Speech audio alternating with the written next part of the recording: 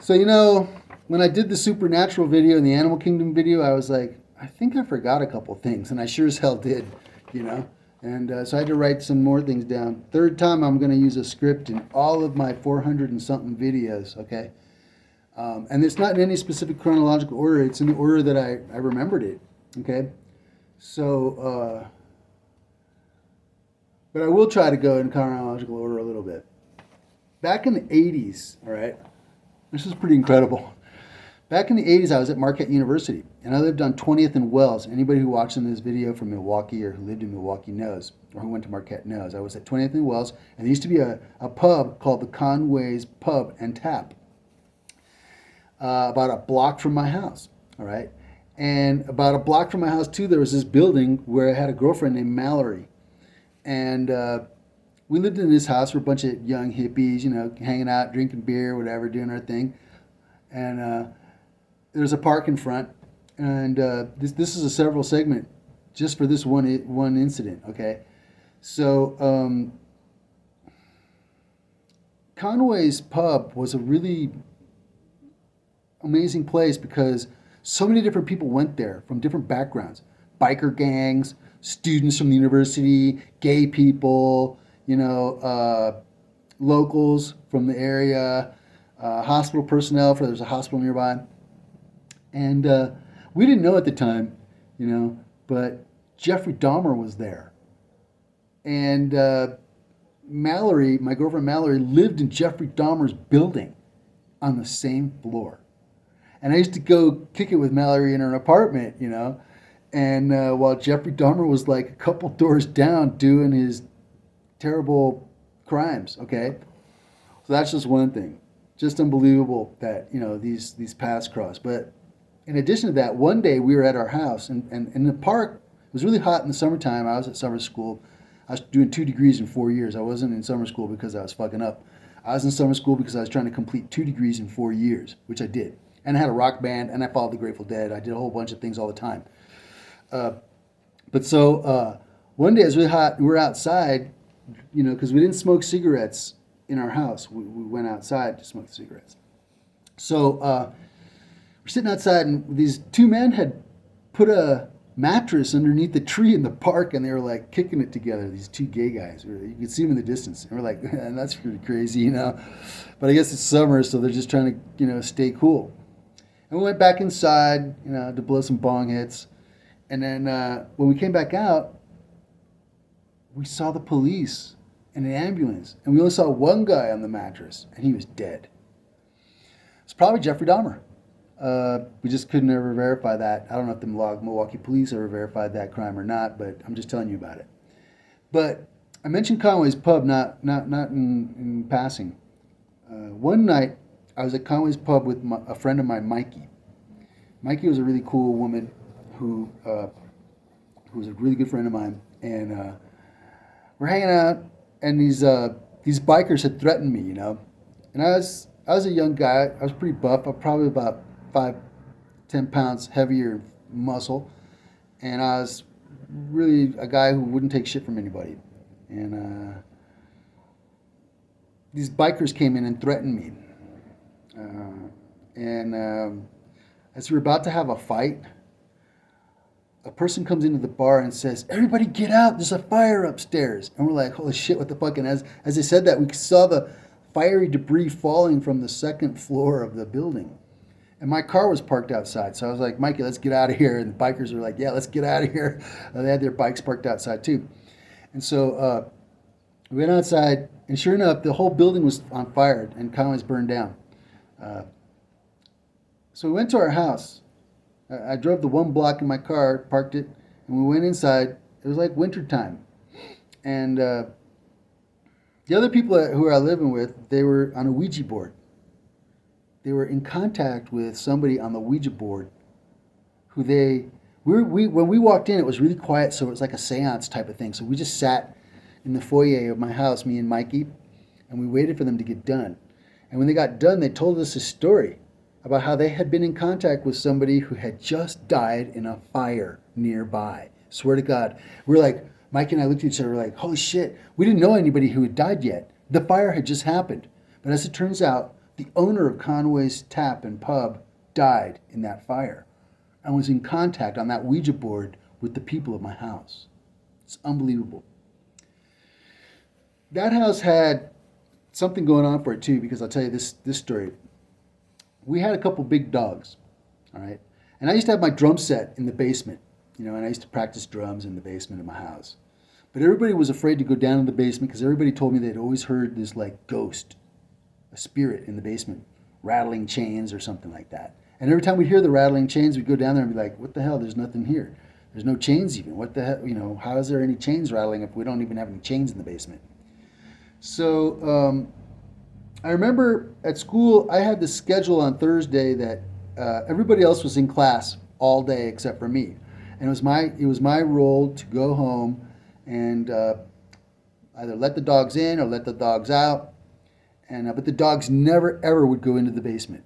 Huge dogs and fearsome dogs. And they were afraid of the basement like you wouldn't believe, okay? So we could never get them to go down in the basement. Even if we were to throw a bone down there or whatever, they wouldn't go. No way. They were afraid. So when I came home that day, nobody had been home. Everybody had left. We all left together at 8 a.m. And I got back at like noon, and there wasn't anybody else. And I was like, the dogs aren't outside. And I was like, where are the dogs? And I could hear them whimpering. I'm like, what the hell? Where's the dogs? And I went to the basement door, which had the latch. It had the latch on, okay? And so I was like, what the hell? The dogs are downstairs, but the latch is on? And I unlatched the door, and instantly the dogs came shooting out the door, scared than shit. You couldn't even believe it, all right? Something, and I don't say someone because it wasn't possible for someone to do this, because nobody could get my dogs to go down in the basement. Something had tricked my dogs, or our dogs, to go down in the basement. And they were trapped in the basement because that something had latched the door to keep them down there. And when I got back, I was the one that liberated them. And those dogs loved me forever. Unbelievable. But true. Another supernatural event. So let's see.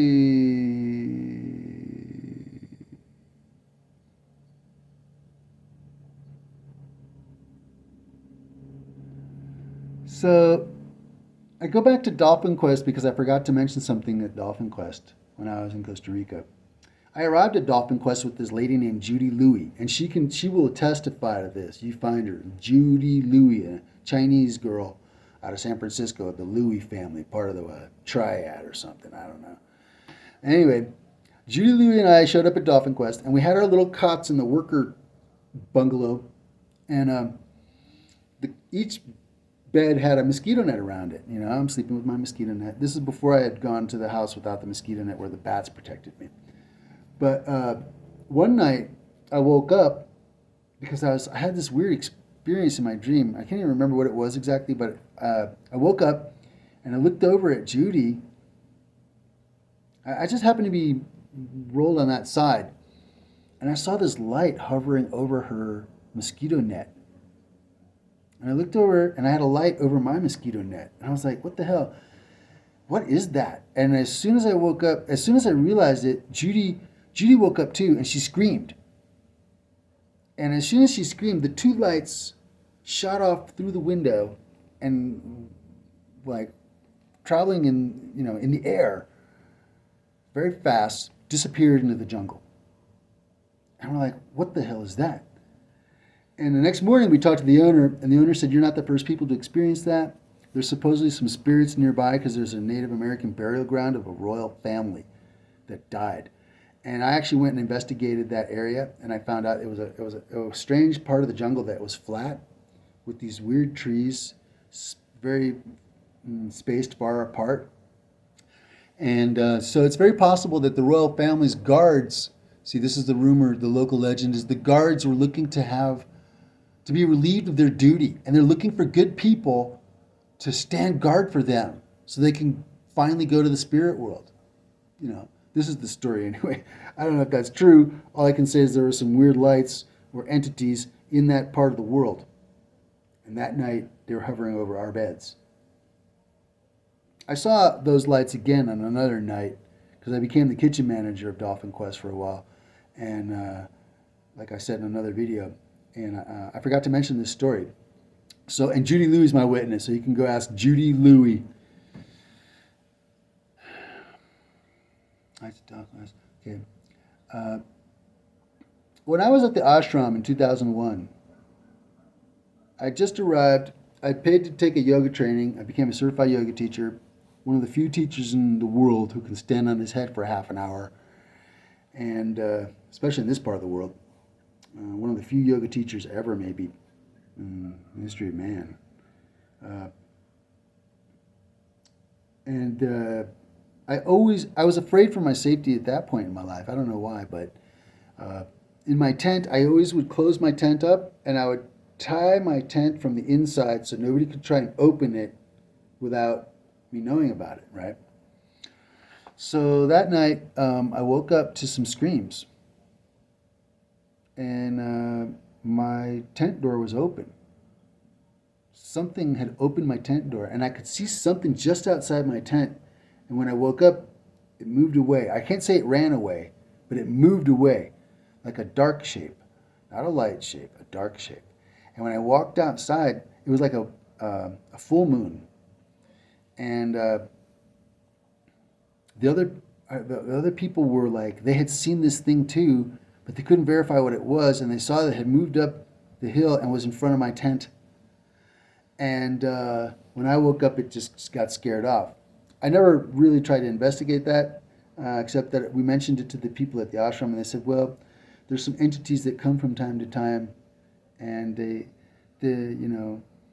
darkness is always interested in what light is and what light is doing.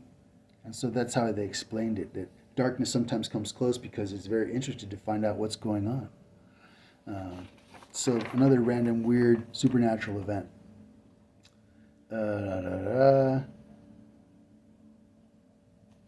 So I had a yoga center at one point, and at my yoga center one day in Eugene, Oregon, and at my yoga center, a woman arrived named Kathy, and she was in a wheelchair, and she had an assistant, and she said that she heard that she could maybe get some help from us. From me.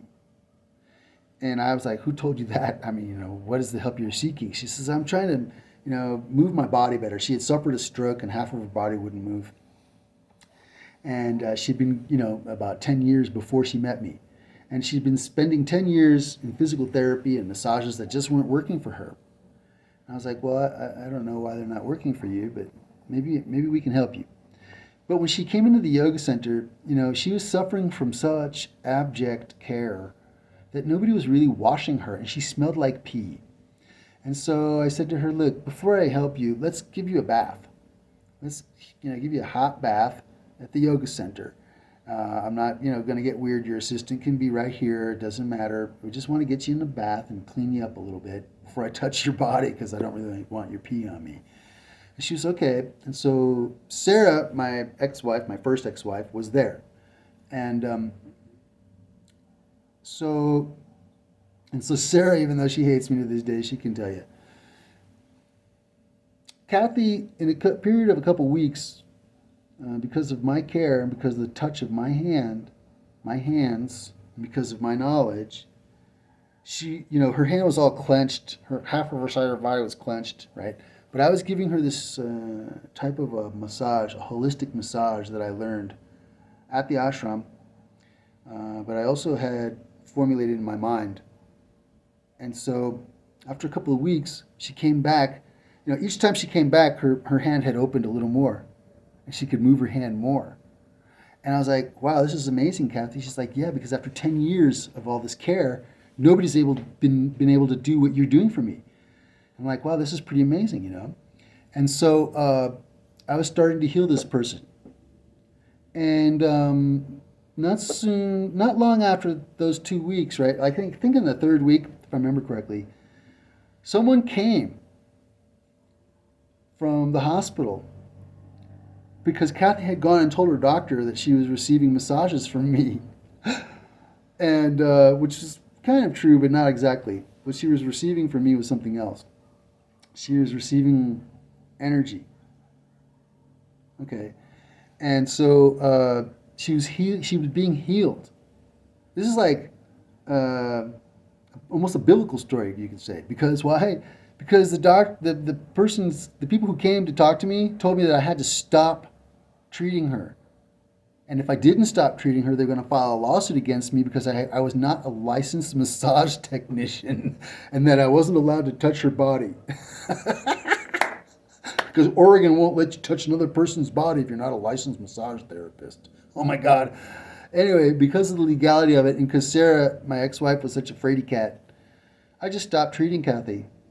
Because I wasn't going to take a risk at that point. You know, I'm still a young man. I'm not going to ruin what it is I'm doing just because of a misunderstanding. So anyway, that's another one. Now I'm going to get on to some other ones that are a little more interesting. So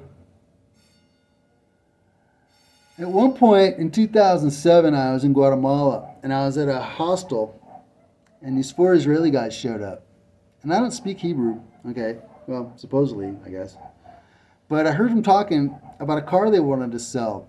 And I was just sitting there, you know, and I heard them talking, and I perceived what they were saying. I don't know how. And I told them, if you want to sell your car, you just have to put a sign on it.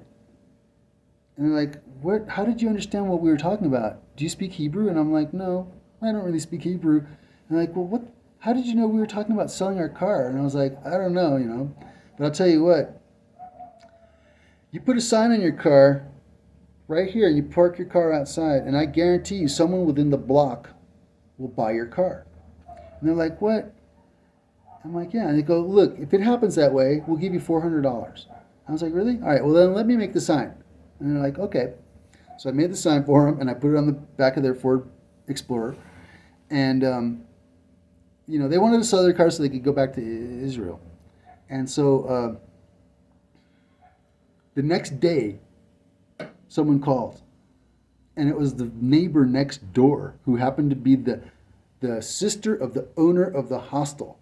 And that's who bought the car. And so I got $400, and I was like literally flat broke at that moment. So I had $400, and that's how I started my life in Mexico. I went back to Oaxaca, Mexico, and I was standing on my head in the main square of Oaxaca, Mexico, Oaxaca City, and I'd stand on my head 3 times a day for a half an hour for spare change. And I would make like $100 a day. And I started my life in Mexico that way. You can ask my second ex, Rocio. She'll tell you, or anybody else in Oaxaca who remembers, I'll tell you. And 4 Israeli guys, I don't know, I don't remember their names, but I think that's pretty cool that I was able to do that. This next one has to do with the animal world, the animal kingdom. So in 2013, I was in Puerto Escondido in a sailfish tournament. I've only participated in 2 fish tournaments in my whole life, and one of them I won. There's a video of it. But in 2013, I didn't win. So the third day of the tournament, we realized we weren't going to catch, you know, the sailfish, and that was going to be the winner. So we just kind of stopped trying, and we just started just fishing. And we saw boiling up out of the water a huge, you know, bank of tuna. So we motored over there, and we started circling the tuna. And you know, if you know anything about tuna fishing or tunas and how the whole ecosystem works, underneath the tuna are dolphins and sharks, and there's a whole ecosystem revolving around the tuna. And so I had seen the dolphins, and I told the captain of the boat, I'm like, you know, dolphins love me. I don't know, it's kind of crazy. And just as I was talking to him about it, a tuna fish jumped into the boat. And I'm like, a huge one too, like it's bigger than the camera. And I'm like, how did that happen? What is going on? Why would a huge tuna, you know, a 30, 40 pound tuna jump into the boat? And as we were, you know, killing that tuna and evaluating the situation, a second tuna jumped in the boat. And I'm like, what the heck? And a third tuna jumped in the boat. And I realized this was the dolphins. The dolphins were making the tunas jump into the boat because we were disturbing their feeding. And so they were trying to do us a favor so we would just go away and leave them alone. I told the captain, I said, you know what? The dolphins are sending us a message. The dolphins are making the tuna jump in the boat, so we'll have our fish, so we'll go away. And so we started motoring away because we had 3 huge tunas and a bunch of dolphin fish and all this stuff. And it was pretty amazing because, like, as we left, a couple of dolphins escorted us away, and then they went back as if to say like goodbye, you know. And when we got to the beach in Puerto Escondido, as is custom for the tournament in Puerto Escondido, uh, people who don't win the tournament but who have a lot of fish can give away fish to the people there. You know, there's a lot of poverty, and so when we got to the beach, we had so much fish that we like people came and gave us bags for free, and we just started cutting up kilos of fish for people and handing out kilos of fish to people left and right, you know. And it was awesome. It was like I fed a bunch of people that day, and the dolphins helped me, and everybody went home with fish in their hands. I didn't win the tournament that time, but you know, c'est la vie. Anyway, I think that's pretty much it for supernatural events, and there's probably a couple more that I've forgotten about. But Leopold Richard Bamberger Alaviza is reporting to you about crazy, seriously crazy supernatural events in my life that have other witnesses that I've mentioned in the video. You can go find them and ask them if you're an investigative reporter, blah, blah, blah, and verify for yourselves.